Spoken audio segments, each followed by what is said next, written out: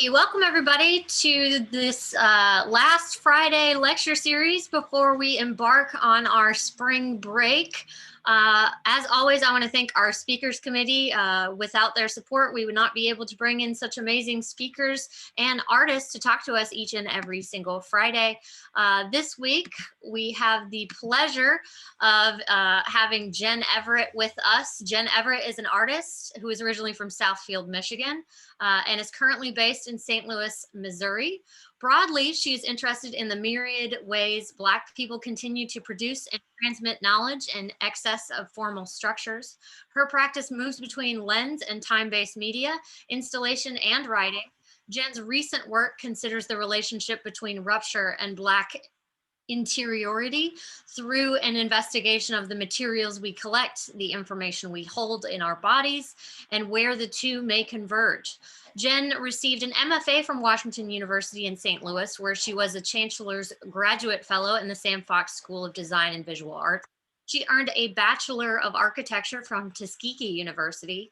Her work has been shown at the Krannert Art Museum, Seattle University's Hedron Gallery, Spring Break Art Show in New York, Leo Model Gallery at Hampshire College, Vox Populi in Philadelphia, and Gallery 102 in Washington, D.C.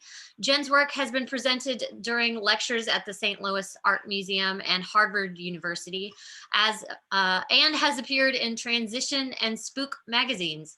Her work was published in Color Theory and Undertow, which is Silent Face Projects in 2018.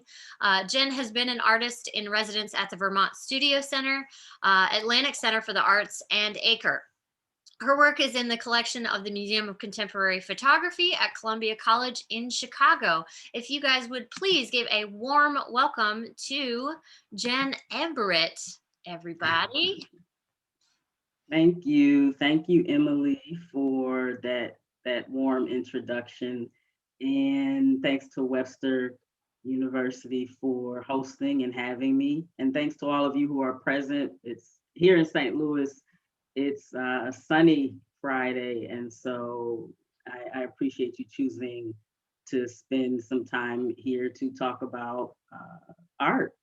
So I'm going to go ahead and share my screen.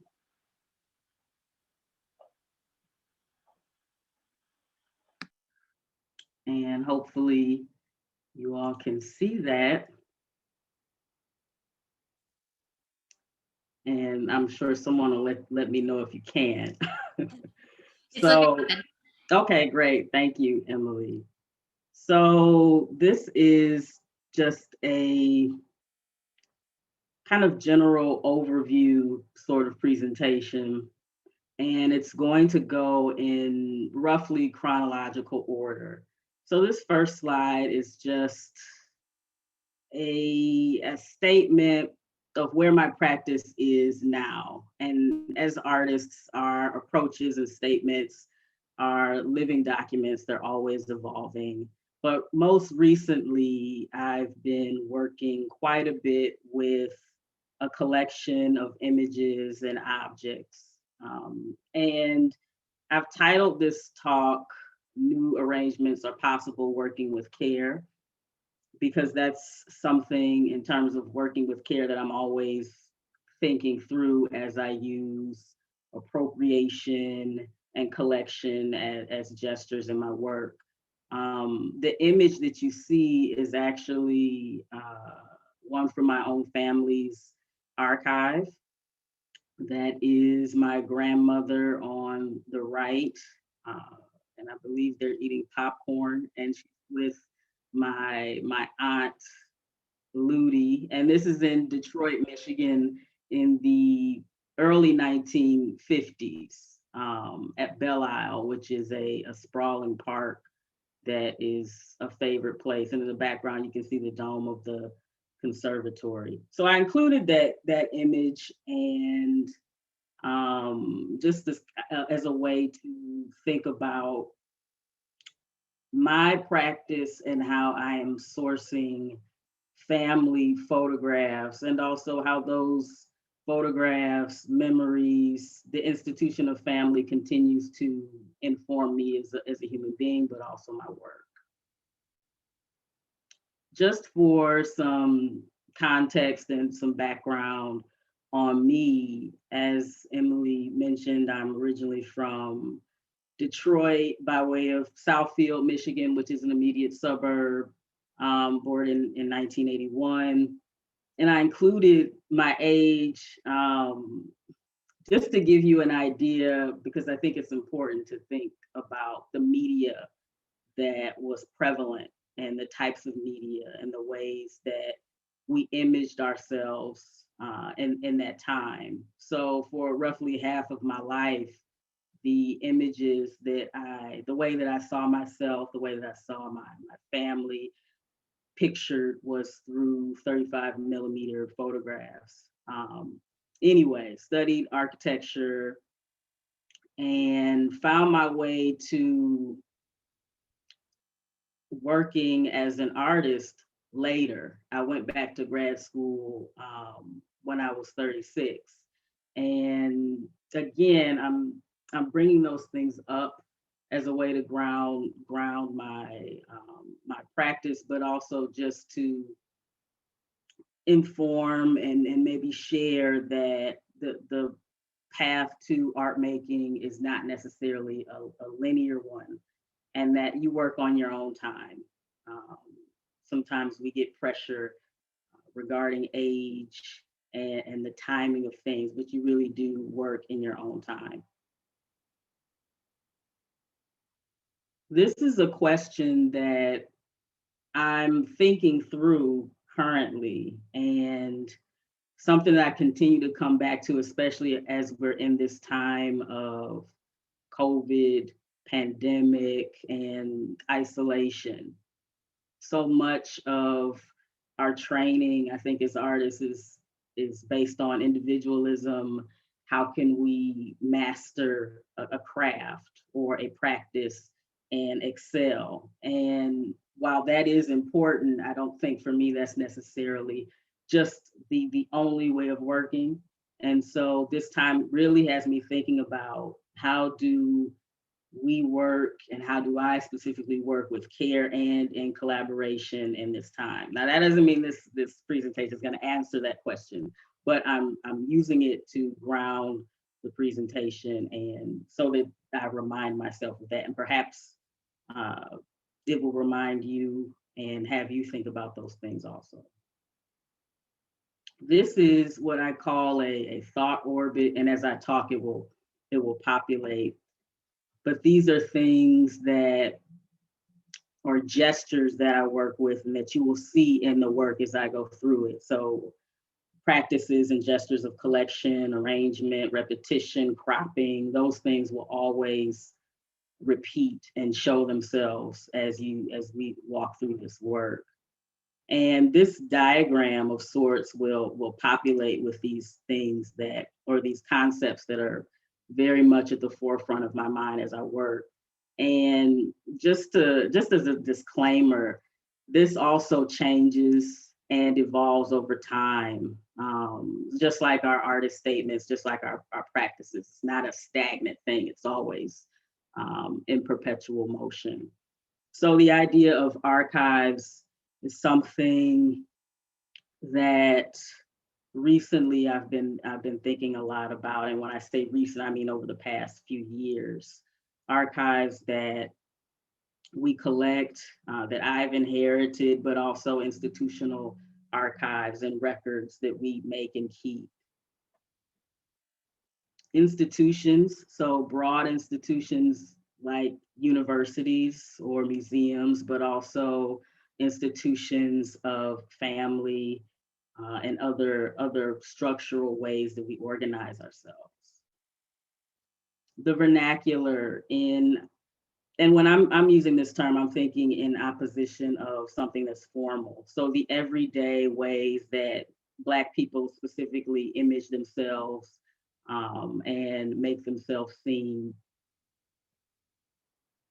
Black interiority, which is in and of itself a robust topic, but I won't go into that. That's a whole nother presentation. But I'll just say I'm thinking specifically about Elizabeth Alexander's notion of a Black interior, and to sum it up as best I can, the private ways that Black people live instead of this kind of public facing representation that we're often faced with. Quiet.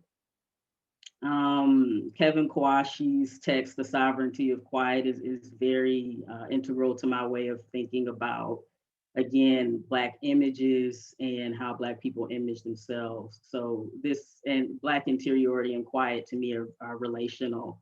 And so quiet is another way to think about a more private, a richer expression of Blackness in lieu of this very always in resistance, always spectacular image.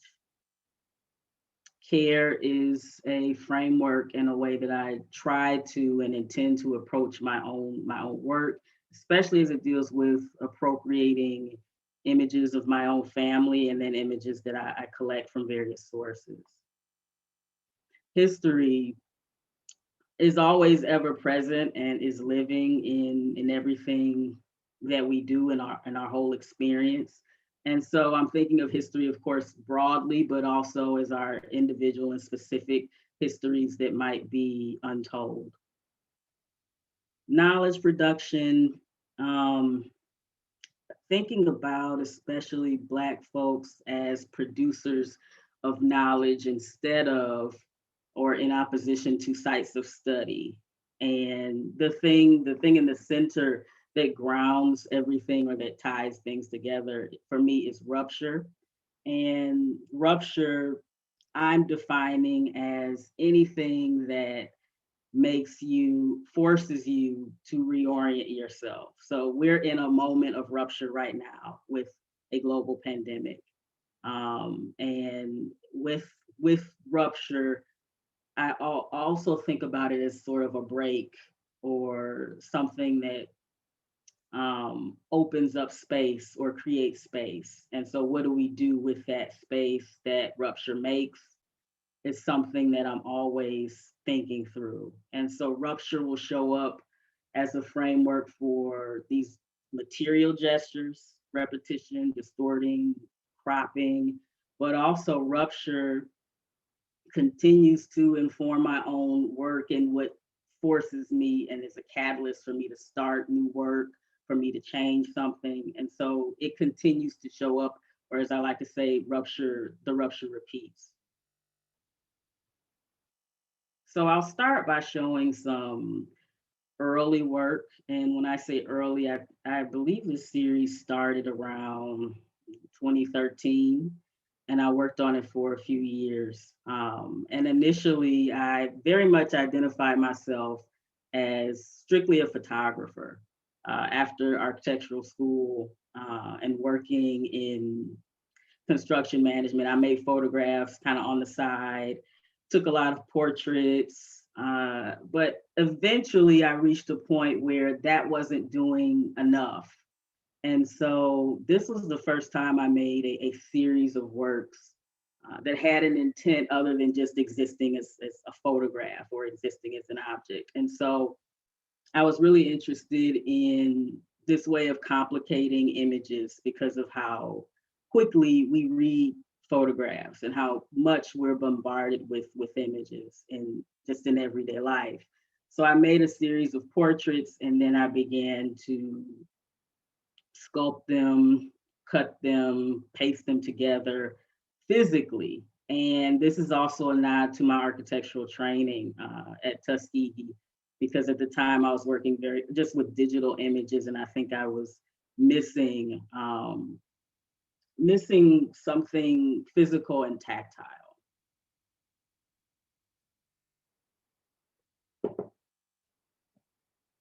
So in the midst of that project, Inimitable Blackness, Michael Brown was killed and the Ferguson uprising happened.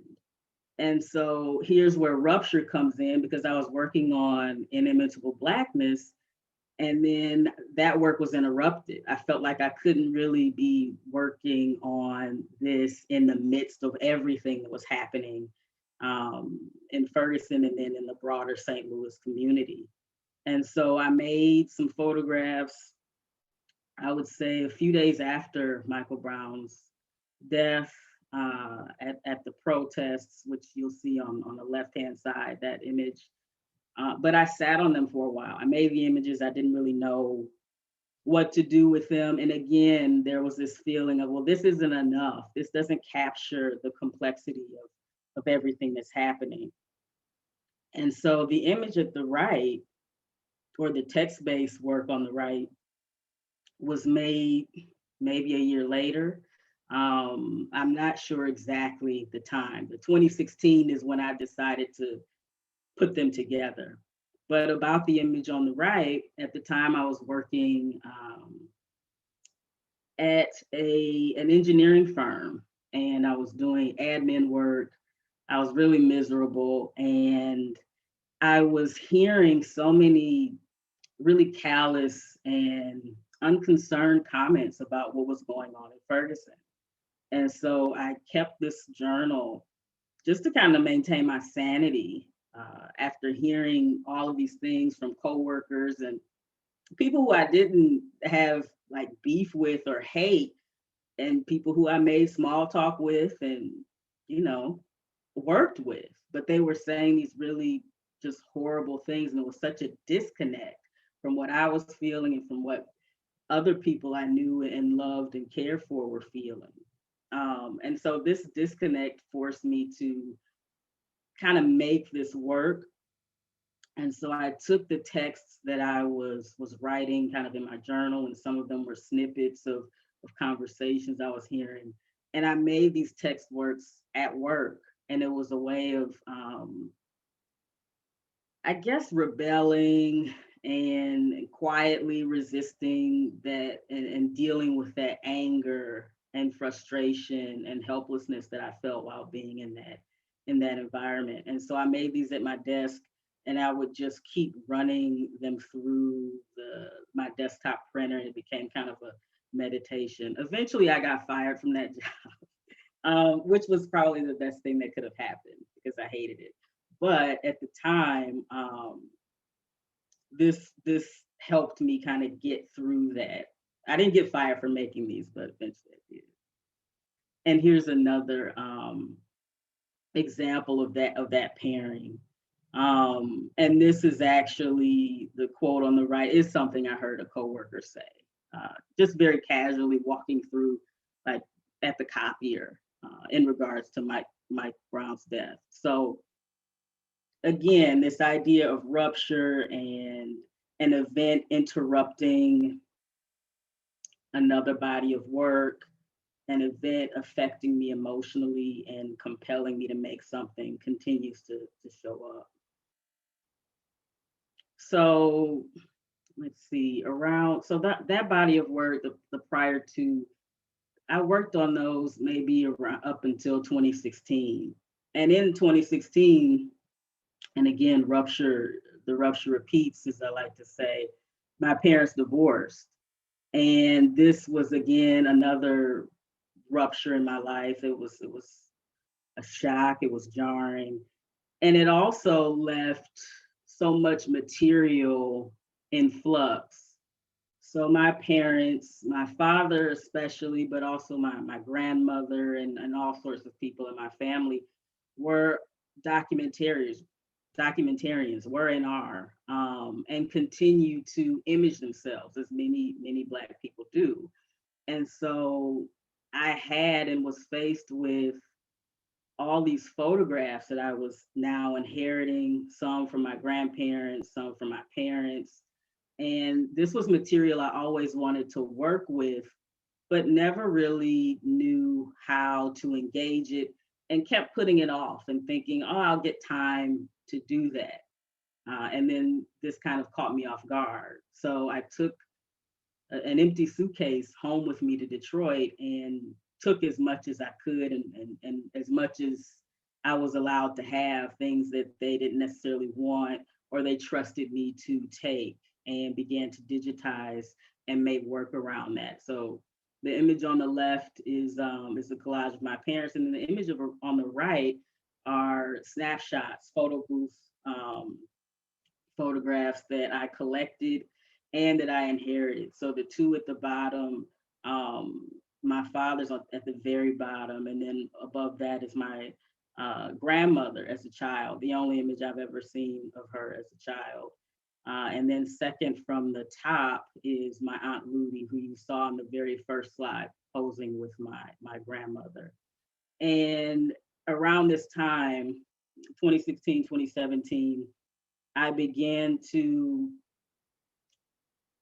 collect images, but they were digital images, open source archives. So while I had these images from my family in my possession, it became really difficult to actually work with them. I think it was too immediate, too close.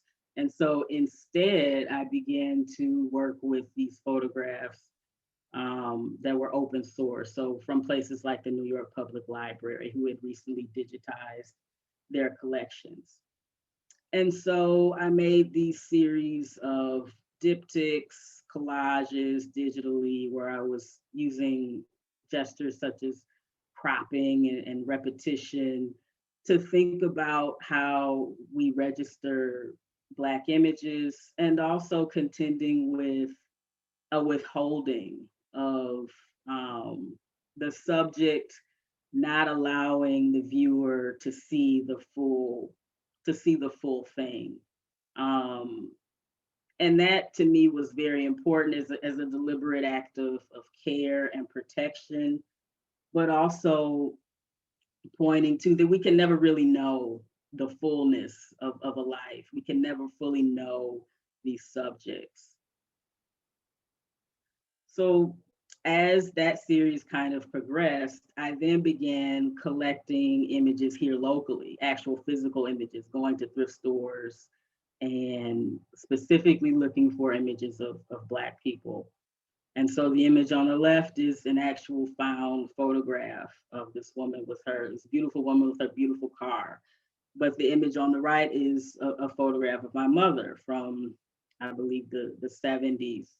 And so I began to mix my own family's images with these found images, and to continue to think through this idea of unknowability, of complexity, and to repeat, to redouble, and to just magnify these very quiet and quotidian images of Black people, these everyday sorts of photographs that you don't see very often making it to our mainstream, I guess, consciousness. And what I mean by that is so often images of Black people we're always in resistance, we're always in struggle, we're always Black excellence. And while I'm not negating any of those types of representations, when that becomes the only barometer for an image, then that is a flattening, whether it's excellence or not, it's still a flattening because that's incomplete. So along with the digitization and like the cropping and the digital collage, I also started to make these transfers. So a solvent transfer is made by basically taking an image and then burnishing or rubbing. The friction leaves a print. So the image itself is almost stripped from its original form, and a mirror image is created. And so this was made at a time when I was really questioning my relationship with my father because of the divorce, and there was just a lot going on emotionally. So he was the subject of a lot of my photographs. And so now at this point, it's different because he passed away. And so I'm seeing all of these images and all of this work with him as a subject in a new way. But this is an image of him taken in Detroit in the early 70s, standing against the car he won. And I believe my mother's nursing school books are on the hood of the car, just for a little context. And just like I was working with these transfers with my own family's images, I was also working with them with the images I was collecting here in St. Louis. So these both were found images from a thrift store, kind of rotting in this like $1 bin. And so some of the project, of course, is to make work around these images, but some of the collection that I have and the photographs I collected at this time, I don't make work from them. I just keep them because I think that they're important to have. And I hope by showing them, I compel other people to, when you encounter these kinds of images and photographs, hold on to them, digitize them, protect them. Sometimes things end up places because of state sales and whatever reasons, but they're significant and they need to be cared for. I also, and this is a later image, was making and am making these solvent transfers on muslin, which is a very fine like cloth material, and stitching atop the muslin. Again, as a way to further complicate the image and to just make the viewer more aware of this kind of delicate nature of the photograph, of Black interiority, and that continues throughout the work. In addition to the digitized work and the transfers, I also started working with moving images. And so this is just a short little soundless work that combines found footage, so open source footage, and my own family's home videos. And so here I'm really thinking about, again, these kind of mundane, everyday gestures, the everyday ways that people live, and also how these gestures replicate across time, across contexts.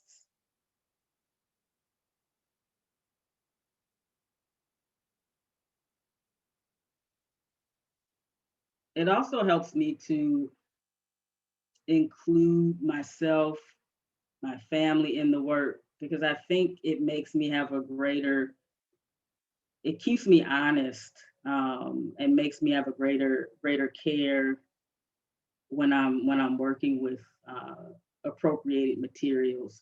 If I have to take the same care with an image of my mother or grandmother or father that I have with an unknown subject. That's something I'm really, really committed to. This is a moving image, just kind of a study from a photo album, just as an example of the way we kind of used to and the way I experienced photographs of myself and of my family. And I kind of took those things for granted in some ways, because now as technology has moved on, rarely do I see images presented in this way. And while that might not be a huge deal to some people, I think, and I've been thinking about this a lot recently, I think it changes the way we see photographs, the way they're organized, the way they're arranged. And some of the albums that I've inherited, I'm hesitant to change the arrangements because the arrangements were made by people who might not even be here anymore. And so the logic behind those arrangements is something I'm very interested in. So it's something to always consider. It's something to just be aware of as you look through your family's photographs and histories, that there might have been a logic, it might seem arbitrary, but there's a richness there. And so I used the album, the photo album in this diptych, because this is just really a scan of an open album, as a nod to these arrangements, but also this withholding, where you only really see the top two images, and then you see suggestions of images in these kind of slivers.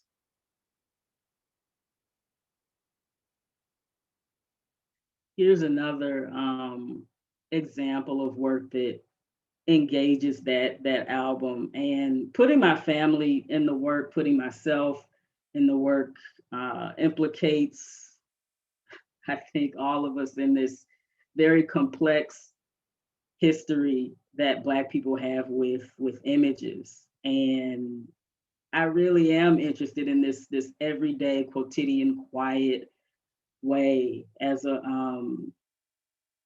just as a way to signal that these sorts of photographs, these ways of being and knowing and living are rich, significant, no matter how flattened it might seem in other spaces.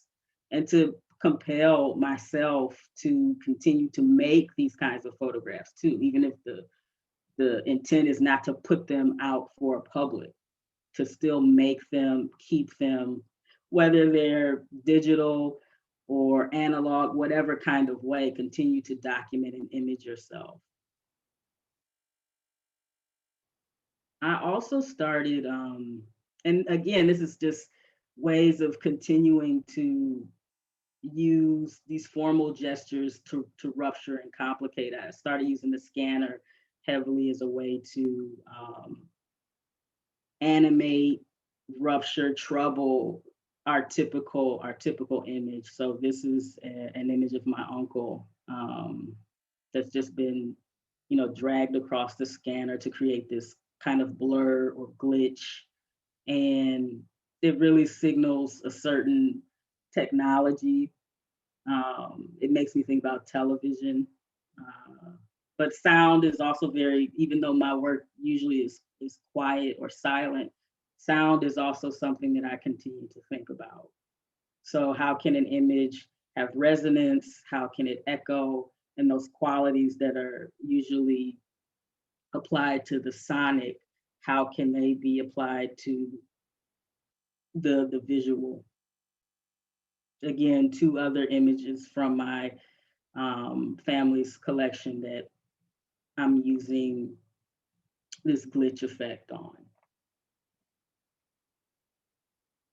This image is actually of Leontine Price. And in addition to collecting my own family's photographs, digitizing them, I also have a large book collection, and I gravitate and have been gravitating towards these deaccessioned library books, or really really old, well, not, I won't say really old, but older texts that you find in thrift stores. So this was from a book in the from the 60s, and it was actually a review.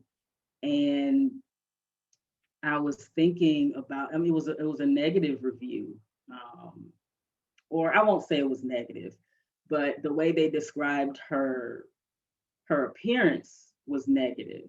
And if you've ever seen or heard Leontine Price, you know how outrageous that would be.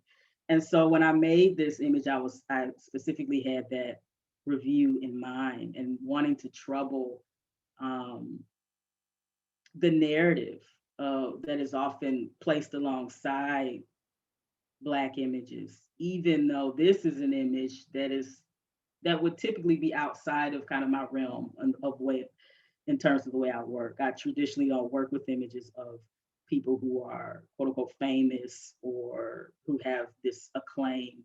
But because of the way this is cropped, if you probably wouldn't know that this was her unless I told you. And so in addition to that idea of rupturing representation, I'm also thinking about that narrative that is often placed on Black subjects. So like I mentioned before, I've been working with these deaccessioned library books, school books, and I find them quite a bit. And I was also thinking, so the images, the color images themselves are two photographs of my father. And below that are images from different texts that are about Africa. And one, I think the title was Sub-Saharan Africa, and the other image on the right, that's below the image of my father, is a mask that's been inverted. And again, thinking about these histories, these broader histories, and this kind of disconnection. So my dad's eating a popsicle at Disney World in front of this carving, but there's a relationship between this kind of disconnect of the image behind it and my own disconnection. And that's kind of what I was grappling with, disconnection in terms of geography, rupture in terms of geography, in terms of ancestry, but also a rupture in family. So macro and kind of micro level of rupture. And again, these talks give me an opportunity to give a little bit more context to the work and things that I'm thinking about and was thinking about when I made them. Now I see this work a little bit differently. And especially on the right, I can't get past my father's shadow on the image of the right. Like I remember this morning thinking about this talk, like at 2 a.m, I woke up thinking about that shadow. So all that to say, I made these in 2018, but the work and your relationship to your work as an artist, it continues to evolve, it continues to change as you change. These are along the same lines, similar images in terms of the one on the right is from this deaccessioned book, and this kind of wilderness or overgrowth jungle scene. But then there's an image of a woman bending down, I think holding or touching a crop. I don't know what plant it is, or if it's greens or what kind of crop it is. But this relationship is this connection, but also this richness of landscape. So these were made, and I don't show these very often because I'm still kind of grappling with them. But while I was in graduate school, I was thinking a lot about the museum and disciplines like anthropology. And again, this idea of rupture or this disconnect of people and people's traditions being a site of study instead of carrying knowledge and carrying power. And so I was especially interested in educational institutions that had these really robust collections and how complicated those collections were, especially how they acquired these artifacts. And so I began using that glitch effect on these masks, and these masks specifically are from Cote d'Ivoire, I believe. So those were the ones that struck me the most. And then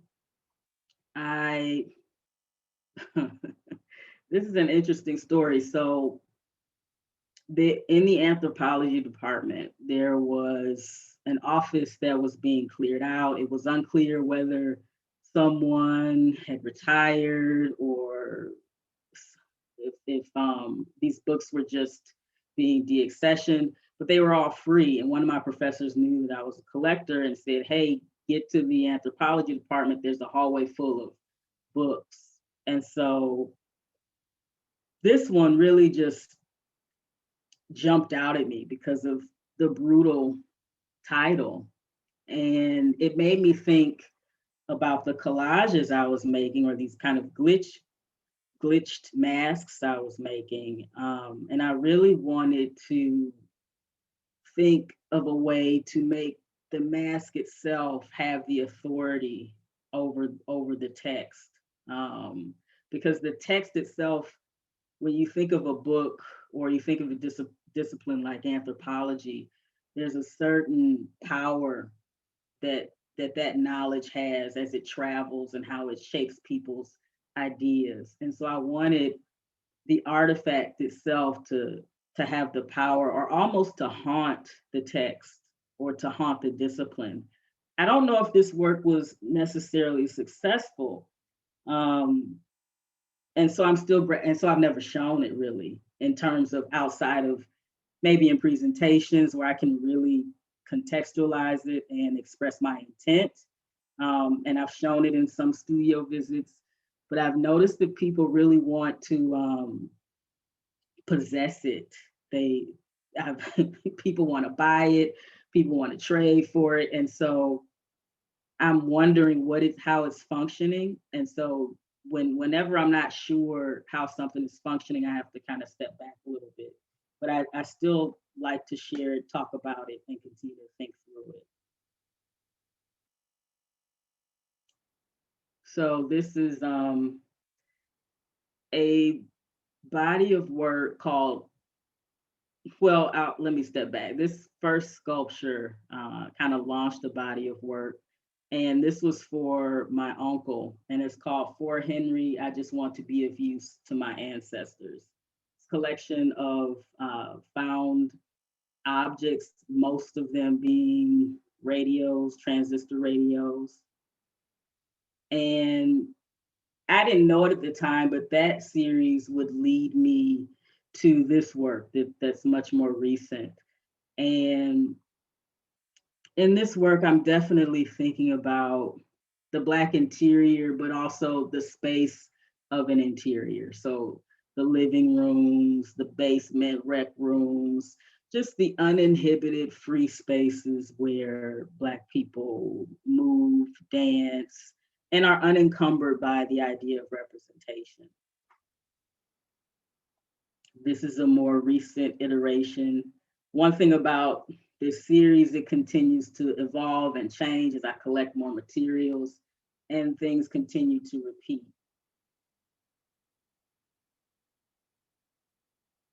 Recently, I've had the opportunity to do some public work, and I'm wrapping up here. I know I'm getting kind of short on time.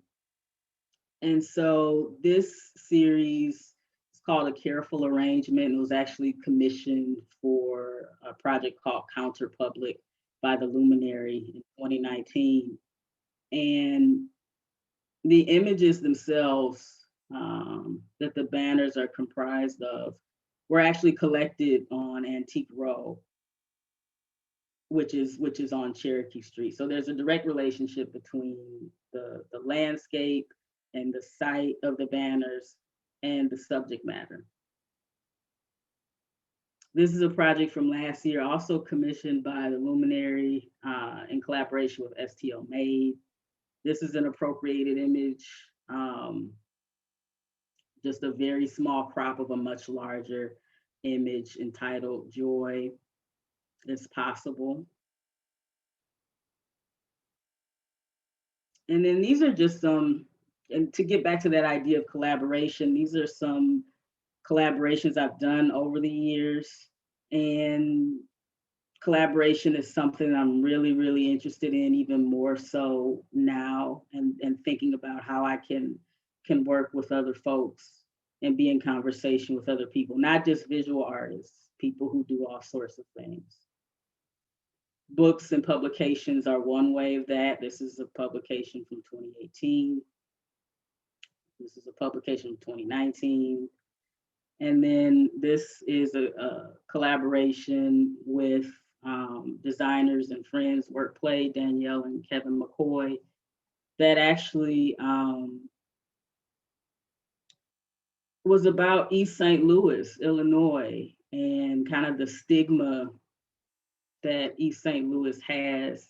When I first relocated to St. Louis, that was kind of one of the first things that people said to me, don't go to East St. Louis, like it was some sort of disclaimer.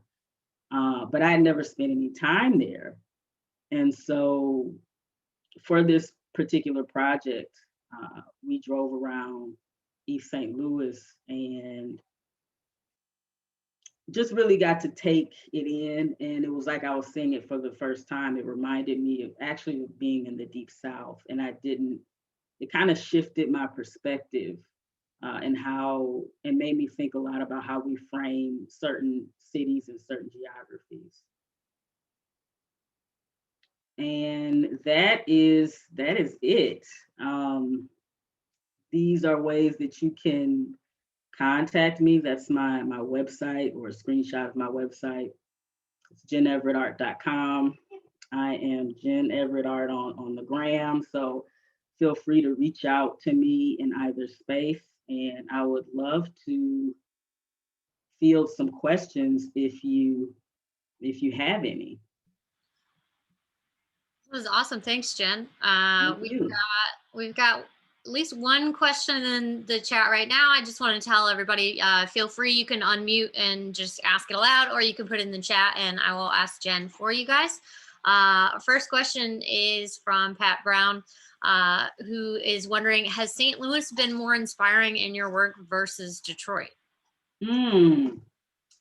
Complicated question. It is complicated. Hey, cousin. I don't think so. I think that both places have been really formative and really affecting. Detroit, of course, is my heart. It's where I'm from. It's where my people are from. And so that comes through in a very specific way. And I continue to discover things about Detroit because I left Detroit at 18 and didn't come back. So in terms of I didn't come back to live. I left for school and have been out of Detroit ever since. And so when I return home, it's it's different because I'm seeing it through adult eyes. St. Louis and Detroit are very similar to me in certain ways. That post-industrial landscape really comes through in both places. That fierce resilience that I think the citizens of Midwest cities have because they're so used to. And I'm speaking for myself. That maybe everyone doesn't feel that way, but it's like a being overlooked, being passed over, always associated with a catastrophe or being downtrodden. And so those things definitely come through in the way I kind of move through the world and in the work. So I don't think it's an either or thing. I think they both have been deeply impactful. Excellent. I'm sort of interested. I know you said that you're always considering sound. I think that becomes apparent, especially in the more sculptural work that you've been working on, just because they do, involve the speakers and the transition and things like that. I'm also kind of interested in that, whether or not you've thought about oral storytelling sort of in relationship to some of these more personal, archival, I guess, almost rituals of image viewing. I was thinking of the sort of video that you showed of flipping through the album. I'm thinking of being at my grandmother's house, and every time I flip an album and I get to an image and she starts telling me a story about the image that I pause on. I've been thinking a lot more about sound and how it works within my practice and how I can potentially collaborate with those who work with sound directly. But I do field recording and sound capture. It hasn't kind of made its way into the work yet, but I know it's coming. And then I also have, like I mentioned, a lot of home videos. And so I think a lot about isolation of sound and what sound does versus what visual images do. So to kind of get to your question, yeah, I definitely think that those sorts of oral histories, or even if it's not a specific narrative, just the kind of ambient or just sonic uh, space will come into the work soon. I look forward to that. We've got another question. We're from EC. Were you inspired to use family images as a result of your polarizing experience at the firm you referred to? No, not that wasn't necessarily a correlation that I saw. It was more the divorce of my parents. And feeling like that material was in jeopardy because of relocation, and the house you grew up in being sold and not being able to find things. Also the material, especially VHS tapes, decaying. So it became more like an urgency and something that I had put off for so long, but now I had to reckon with it.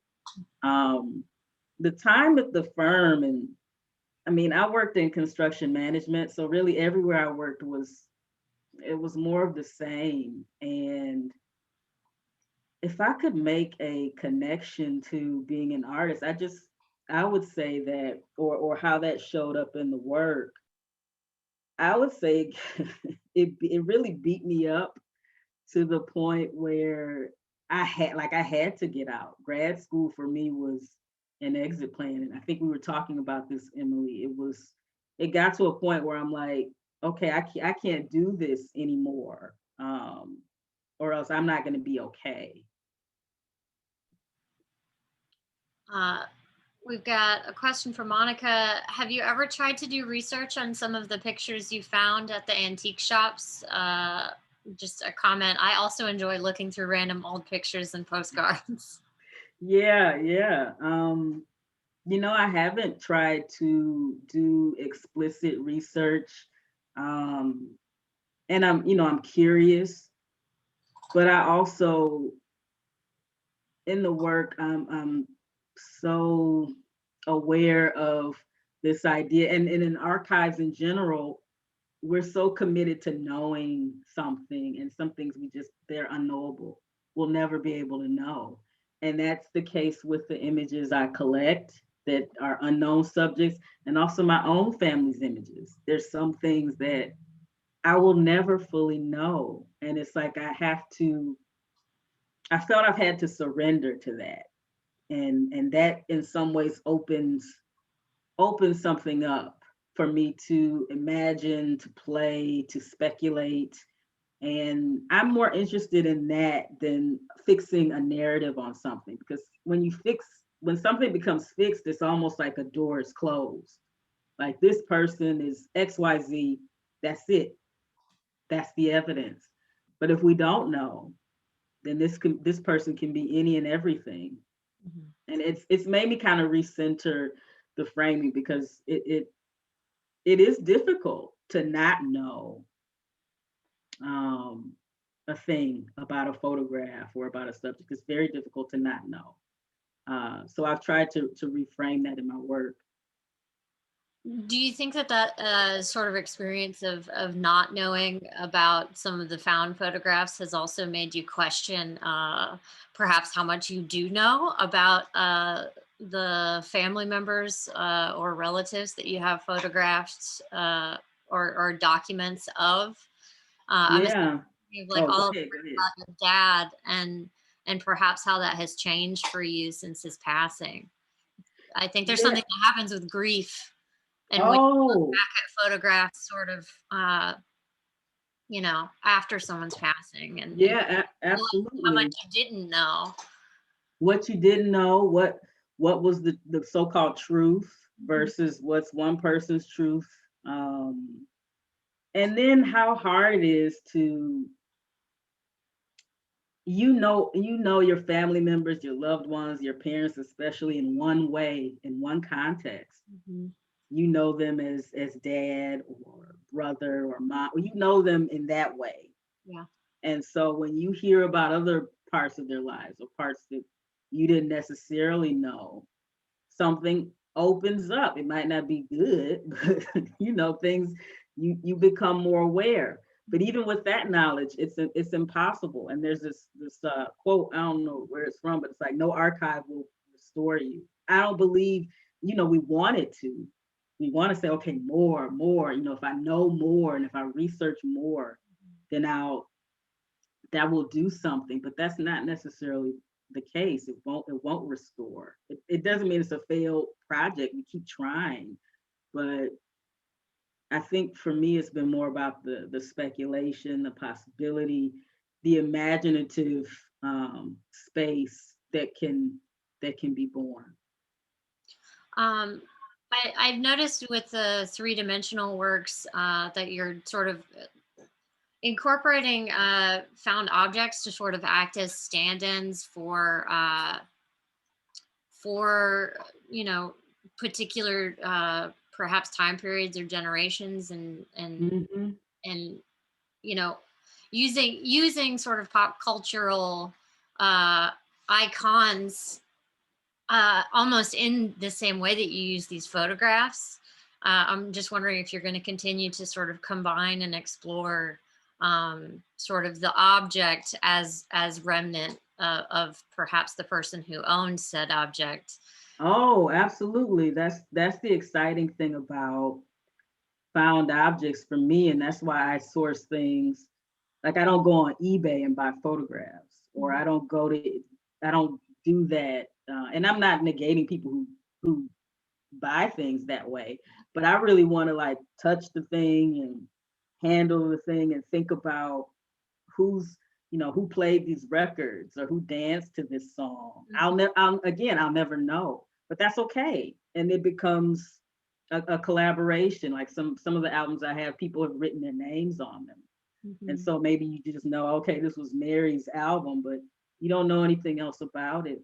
But Mary becomes part of the work. There's something unknowable about objects as they change hands and you know um, move through the world. Uh, we've got one more question. What are your go-to online archives for pictures? Um, I haven't been looking online as much recently because I have so much, and then I also have a lot of negatives that I haven't even gone through, like my own family's negatives. But I used to go through the New York Public Library quite a bit, Smithsonian, I believe. Um, yeah, those were two that very early on I was leaning towards. But thrift stores have I mean, and you can I have photographs. I mainly collect photographs of Black folks, but there have been other photographs like of like white people, queer white people that have come into my hands, and I'm just like, oh, I can't pass this up. Like these just very, very openly queer people and images from the 40s and 50s, and there's a lot of richness there. In when you go to these different thrift stores or junk stores and you happen to find them. I found slide carousels. I found the slide carousel full of slides not too long ago. And I haven't gone through that yet. So some of me not searching so much is because I feel like I have so much that I need to work with. And also just like you mentioned, the grief is kind of suspended certain parts of my practice, so I'm still kind of working working through that. So, And you and I were talking yesterday, it's all part of the process. It's like even when you're not producing, mhm. in the way that stereotypically reads as art production, like, you know, Yeah. you can be looking, you can be writing. Um, Oh, exactly. um, Exactly. so that's how you were making me feel better yesterday by about not outputting a bunch last year. So Yeah. It takes time. We're so used to well, I just think we were talking about capitalism, how we're so used to that mode of production mhm. and that mode of always working. And even in the way we talk to people, it's so, well, what are you working on? You can be at somebody's opening and it's like, well, what are you working on? It's like this. Like, what do you mean? Why are you asking me about the next thing?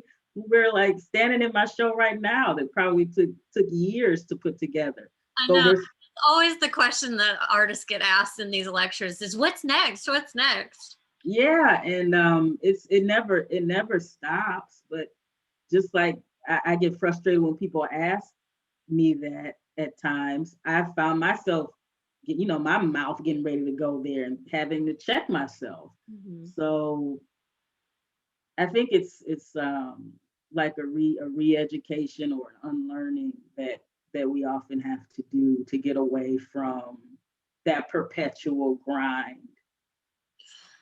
Well, I think that is an excellent place for us to stop. And I think you were the perfect speaker for us to have right before spring break, which is let's all take a nice break, you guys. Yeah, enjoy it. Week. Thank you so much for coming and speaking to the Webster community today.